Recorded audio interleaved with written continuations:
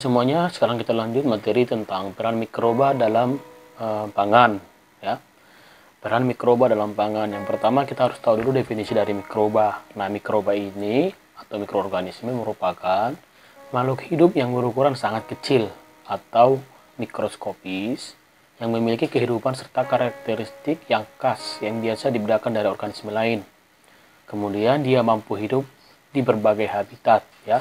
Jadi contoh mikroba ada bakteri, ada jamur, ada ragi, dan sebagainya. Kemudian, kalau mikroba dalam bahan pangan itu ada dua jenis, ada yang menguntungkan dan ada yang merugikan. Nah, kalau mikroba yang menguntungkan itu berperan dalam proses fermentasi. Biasanya, misalnya dalam pembuatan tape, pembuatan nata de coco, di sana ada proses fermentasi, ya. Kemudian berperan dalam peningkatan nilai gizi makanan, misalnya pembuatan kecap, pembuatan tempe, tauco, dan sebagainya. Kemudian berperan dalam pengadaan bau dan rasa. Nah, kalau untuk bau dan rasa misalnya pembuatan minuman, ya, minuman anggur. Nah, di situ ada rasa dan baunya. Kemudian berperan dalam perubahan warna juga. Nah, kalau untuk mikroba yang merugikan, ini bila kehadirannya merubah nilai organoleptik yang tidak dikehendaki. Organoleptik ini misalnya bau, rasa, dan sebagainya, ya. Kemudian dia menurunkan berat atau volume. Kemudian menurunkan nilai gizi. Kemudian merubah bentuk dan susunan senyawa. Kemudian menghasilkan racun atau toksin yang membahayakan. Nanti kita akan bahas satu persatu. Kemudian contoh dari mikroba atau jenis mikroba yang menguntungkan, yang pertama ini Lactobacillus, ya. Lactobacillus ini pembuatan yogurt, kemudian terasi, ya, Lactobacillus sp. Kemudian Streptococcus lactis ini pembuatan mentega dan keju. Kemudian Aspergillus wenti dan Aspergillus oryzae ini pembuatan kecap dan tauco. Kemudian Acetobacter ini untuk nata de coco. Kemudian Saccharomyces cerevisiae ini pembuatan tape, roti, dan minuman beralkohol, ya.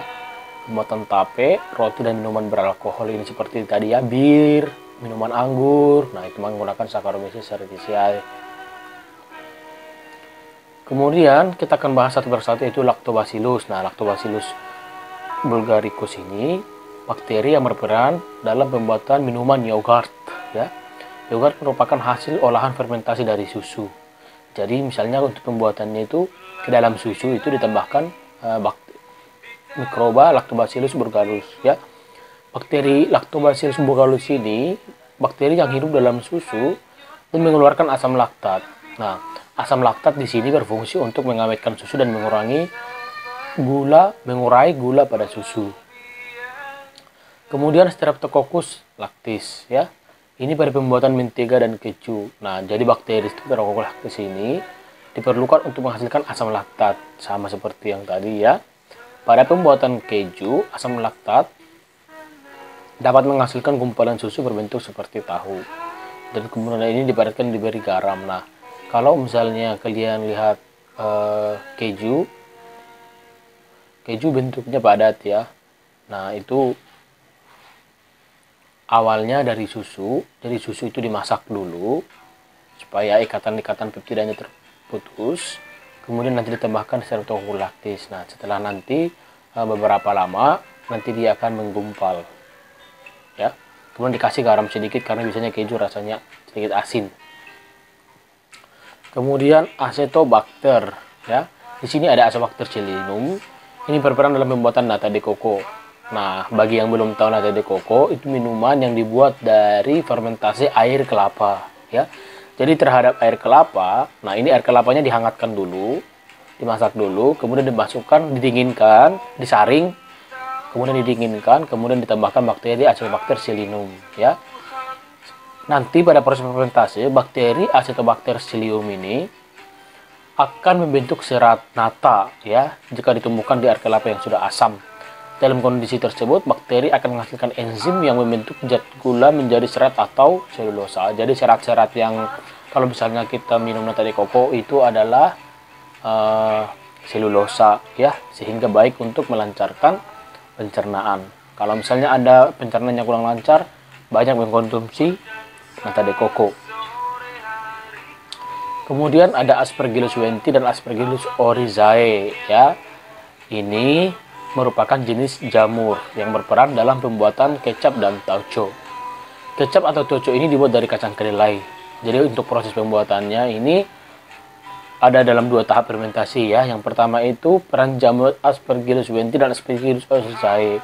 Proses fermentasi kedua itu menghasilkan kecap dan atau tauco yang merupakan aktivitas bakteri Lactobacillus sp ya.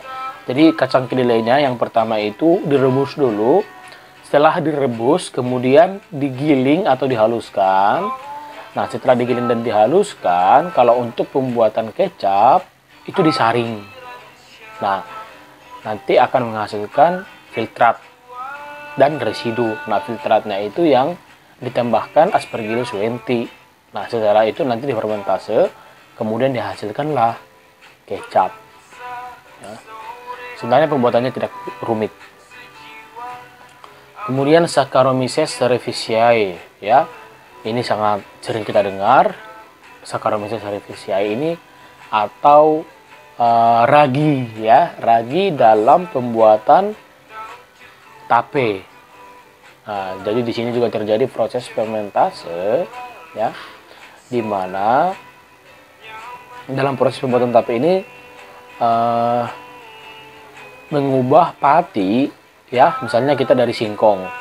Jadi Saccharomyces cerevisiae mengubah pati pada singkong menjadi glukosa. Jadi di sana terdapat hidrolisis ya, dari karbohidrat yang kompleks menjadi glukosa ya, dari polisakarida menjadi disakarida, dan terakhir dia monosakarida glukosa. Nah, biasanya kalau tapenya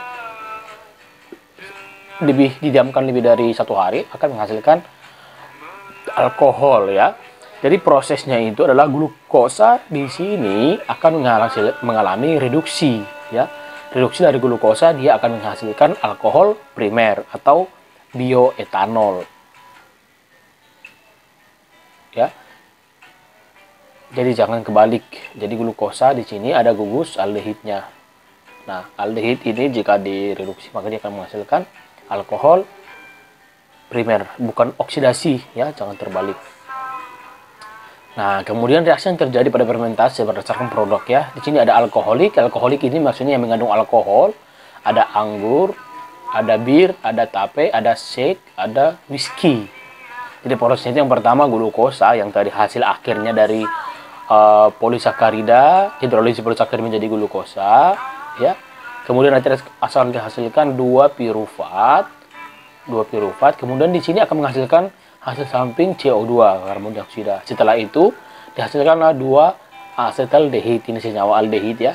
2 asetaldehid ini mengalami reaksi reduksi ya, menghasilkan reduksi, ini reaksi reduksi. Di sini ada pengubahan NAD+ menjadi NADH. Nah, setelah dia mengalami reaksi reduksi maka akan dihasilkan senyawa bioetanol atau 2 etanol ya, alkohol primer. Seperti itu reaksinya.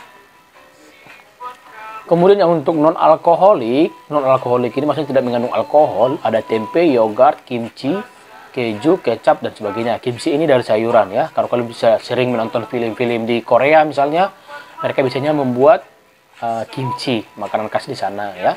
Jadi kalau di sini ada reaksi glikolisis. Jadi glukosanya mengalami reaksi glikolisis menjadi 2 pirufat. Nah, kemudian 2 pirufat ini akan diubah menjadi asam laktat. Ini laktat tadi ya. Asam laktat ini berfungsi sebagai pengawet juga. Nah, di sini ada terjadi pelepasan dari 2 NAD+ menjadi 2 NADH. Nah, seperti itu proses kimianya ya. Kemudian mikroba yang merugikan tadi, yang pertama itu Clostridium botulinum. Ini zat yang dihasilkan adalah botulinin ya, zat botulinin ini, dan membusukkan makanan. Gejala yang ditimbulkan gangguan pencernaan akut, mual, muntah-muntah serta pusing ya. Jangka waktunya 12 hingga 36 jam. Kemudian ada Staphylococcus aureus. Staphylococcus aureus ini bakteri yang menyebabkan gatal-gatal pada kulit juga ya, gastroenteritis. Ini kalau misalnya kita terminum ya atau terkonsumsi, ini banyak mengeluarkan ludah, mual, muntah, kejang perut ya, diare, sakit kepala, dan berkeringat dingin. Ini jangka waktunya 1 atau 2 hari. Kemudian ada Burkholderia glanduloli ya atau Pseudomonas. Ini menghasilkan toxoflavin, ini racun ya. Asam bongkrek terdapat pada tempe bongkek ya, menyebabkan kematian ini 4 hari. Jadi selain mikroba yang menguntungkan, ada juga mikroba yang merugikan. Jadi hidup harus tetap steril dan safety ya, supaya tidak terminum atau termakan racunnya. Oke. Nah, untuk topik peran mikroba dalam pangan, saya rasa sampai di sini. Sampai ketemu di video selanjutnya ya.